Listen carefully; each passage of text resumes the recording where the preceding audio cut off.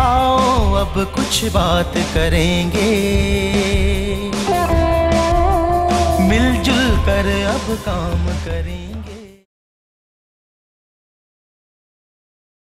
Good morning, one and all. Did you see the first presentation that was showed about the Greenland and the Iceland? यही हो रहा है भाई लोग, environment को खत्म हो रहा है environment हमारा। सब सुपर पावर बनने के रेस में पड़े हुए हैं, but हम environment को छोड़ दिए हैं पीछे। Due to a concentration in cities and the economic development, what we are ultimately getting is toxic waste, which is ultimately harming the groundwater. And as we all know, groundwater accommodates for nearly 20% of the world's fresh water supply. India has its fair share of acts, like the Indian Forest Act of 1927 and the Environment Protection Act. But do these actually address the problem that is facing us today? I leave the answer to you, my friends. Greenhouse effect. I think everybody out here knows about the greenhouse effect. It is one big problem. Not only is carbon dioxide a big problem, we've got methane, which is another emerging problem, as well as CFC. The concentration of carbon dioxide is nearly 372 ppm, and the concentration of methane is, as compared to that, around 37 ppm. Now, what do we need to do? As youth, we need to have this sense of environmentalism in us. Environmentalism is a broad philosophy, and it's a social movement which actually instills in us how we are going to share the resources and save the environment. It is done through education, lobbying, and activism. In the end, I would just like to say, give me your cooperation and I'll give you a better tomorrow. Reduce, reuse, and recycle. Thank you. Good afternoon to Dr. Vandana Madam. Our environmental problems originate in the habits of the imaging ourselves as the central nervous system or the brain of the nature. We are not the brain, we are the cancer on the nature. The Dave Foreman quoted this statement, Hi, myself, Ogani Mohammad Azim from College of Food Technology. I'll discuss on the emerging threats to environment. Humans change the environment for themselves, while animals change themselves for the environment. This is the most disadvantageous fact of the human beings. The economic policies have encouraged the growth in the same sectors while damaging in the other sectors. The rapid economic and the population growth create the social consequences of emerging threats to environment, such as leakage of the radiations, emissions of the radiations, threats of pharmaceutical drugs and other industrial wastes, genetically modified foods, genetically modified organisms, genetically modified crops, electronic waste, global warming, nowadays global cooling, acid rain, etc. The struggle to save this environment in this era is much more difficult than to vanquish the Hitler. For this time, the war is with ourselves. We are the enemy. We are the only allies. I request government, we have to shift our emphasis from economic and materialism towards the sustainable quality of life and to healing of our society, of our people, and of our ecological systems. And I request government must consider in their relevant activities the monitoring of the new and emerging threats, reviewing emergency and preparedness plans, developing and implementing awareness-raising campaigns like MIT is doing, and undertaking community sensitization and education. Lastly, I repeat the very nice words of the Robert Redford that our environment should be kept in the category of the national security. Our resources is as important as defenses abroad. Otherwise, what is there to defend? Lastly, I would like to say that सारे जहां से अच्छा हिंदुस्ता हमारा, हम बुलबुले है इसकी ये गुलसिता हमारा, हिंदी है हम, हिंदी है हम, हिंदी है हम, वतन है हिंदुस्ता हमारा, सारे जहां से अच्छा हिंदुस्ता हमारा.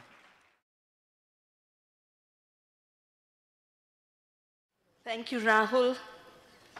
Thank you, Professor Vishwanath Karad, and thank you, Dr. Rajesh Tope, for giving the importance to the generation that needs to be involved in making decisions. And as Shri Ravi Shankar ji said, taking ownership of this beautiful land of ours, this beautiful country of ours. आप सबको सुंदर सी पुस्तक मिली होगी, know your India, और उसमें अगर आप पढ़ें, चाहे नेशनल एंथम हो, चाहे हमारी नेशनल सॉन्ग हो, वो दोनों हमारी प्रकृति के बारे में है. Vindhya, Himachal, Yamuna, Ganga, every time we sing our national anthem, if only we would remember the sacred mountains and the sacred rivers of this land. And if they would be in our consciousness every minute. And of course, the national song that talks about Sujalam, Suflam, Malaj, Sitlam, Shasya, Shamlam. Sujalam, polluted everywhere. There's no Sujalam left. Delhi में यमुना पिछले 10 साल में इतनी polluted हुई है कि 22 kilometre जो दिल्ली के कैपिटल है हमारे देश का, जो वो दान देता है यमुना को pollution, वो 70% of the pollution load of the river in its entire length.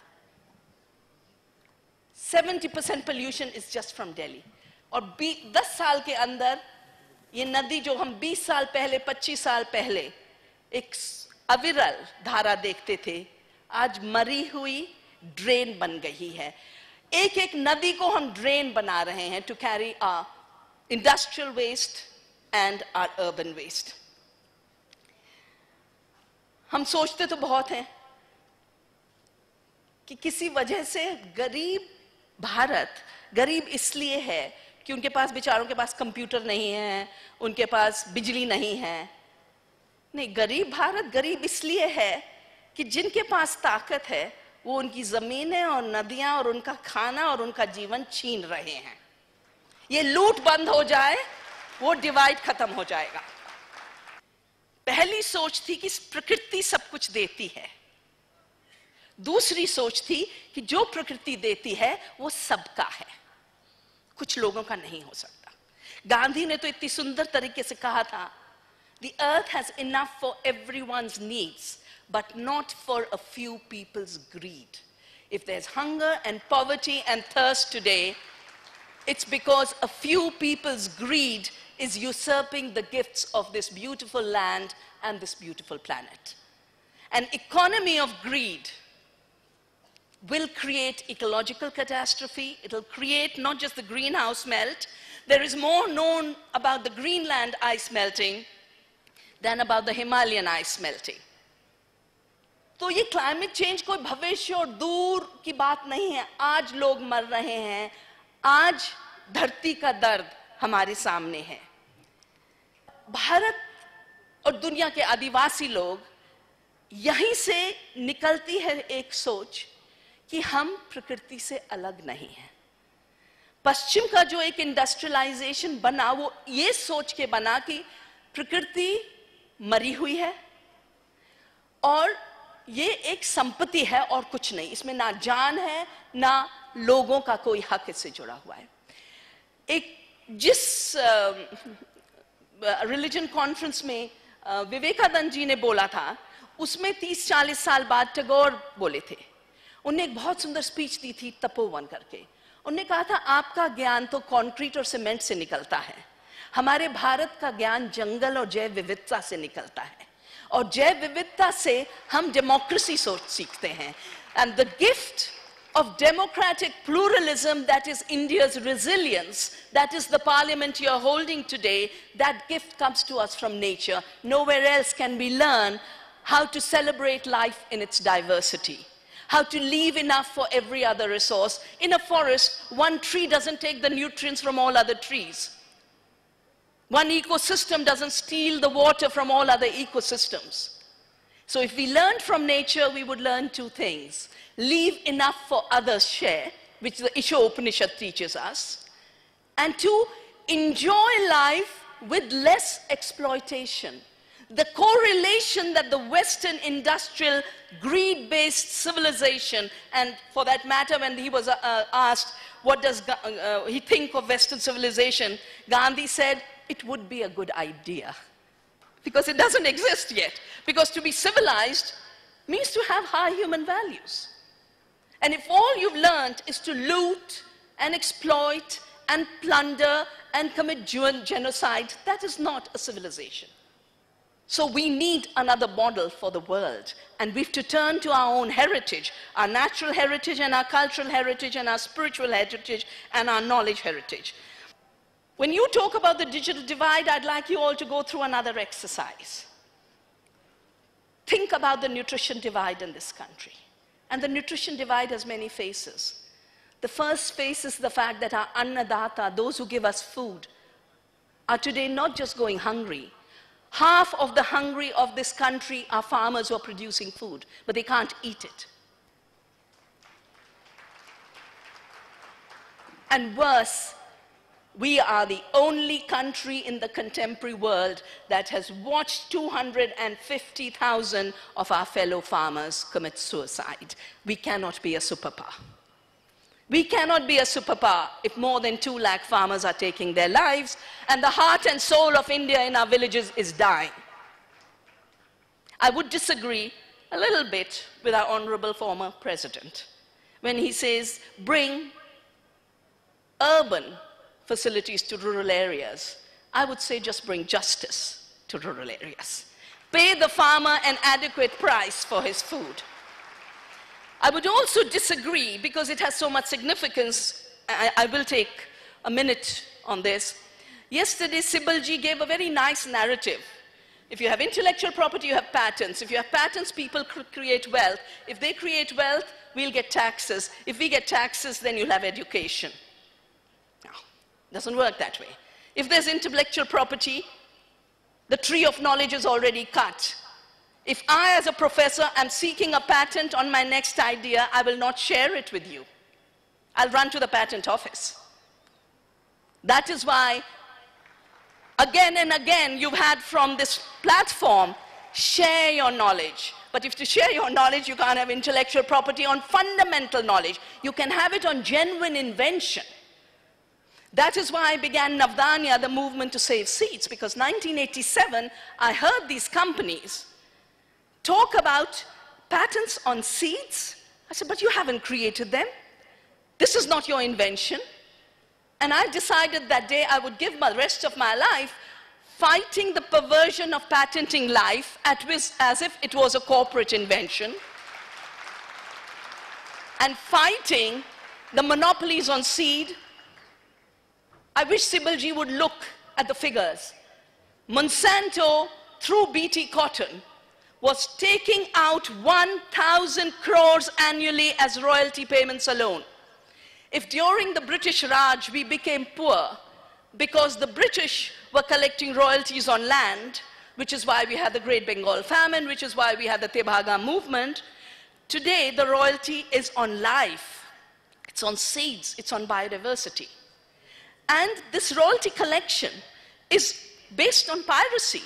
It's piracy from nature because you didn't create the seed. It's piracy from culture because who taught the world that the neem that is all over this campus can be used for pest control?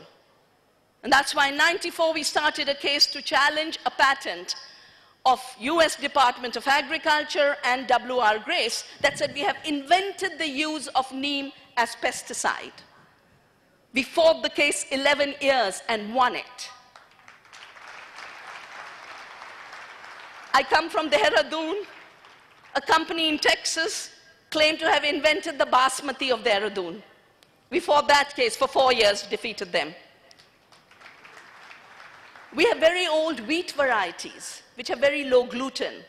Monsanto patented the gluten-free wheat. We fought that case, had them give up the patent. But that's not all. You know, we do research on this. We have 9,000 patent claims on our medicinal plants. We have 1,600 patent claims made by Western companies on seeds they have never evolved, are drought-resistant, salt-tolerant, flood-resistant seeds that will help us deal with climate change. All of this is interconnected. The spirituality, the humanity, the ecology, the justice, the peace. We cannot put these in silos. If India, has to be a land of peace and justice, if India has to be a land of democracy and freedom, ecology has to be at its center, and the rights of people to their resources have to be the basis of this democracy. We talk of Vasudhaiva Kutumbakam, which I have translated in contemporary times to earth democracy. I would invite you all to not just be the political parliament, but to be the ecological parliament of life on earth, standing for defense of life on earth. And two suggestions I would leave you with, and we are happy to follow it through, both with Mr. Tope as well as with MIT group of institutions. Because the international treaties are crumbling, our parliament is not able to make any positive decision, we realize people must act more. You're all from campuses. Go back and start a garden of hope. An organic garden which solves the problem of climate change, solves the problem of hunger, solves the problem of water, protects biodiversity, and allows you to reconnect with the earth. Navdanya can support you with seed for this initiative. I've also started a school called the Bij Vidyapeeth. And those of you who really want to take this democratic movement further in the context of ecology, we would welcome you to come for training for Earth democracy and the Earth Parliament to the Bij Vidyapeeth at times that can be worked out mutually. The final thing, Maharashtra has become the capital of farmer suicides. And I will be going to Vidarbha after my visit here. Because there's so many universities here, Kamal Singh is here, I think we should start, and again Navdanya will lend its time and resources in terms of people. Let's have, in the universities based in Vidarbha, a session where the students from other parts of Maharashtra can come and do service to the earth and the farmers. They're not just waiting for computer learning, they're waiting for your humanity. Come and join India's recovery and India's rejuvenation. Thank you.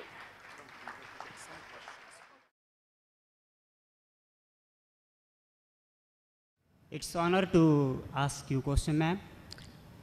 हमारा ओजन layer जो है वो कम हो रहा है और उसी के बारे में मैं पूछ रहा हूँ क्वेश्चन कि ओजन लेयर जो कम हो रहा है और उसकी वजह से सूर्य की किरण धरती को यानी पूरे ह्यूमन बीइंग को घातक हो रही है।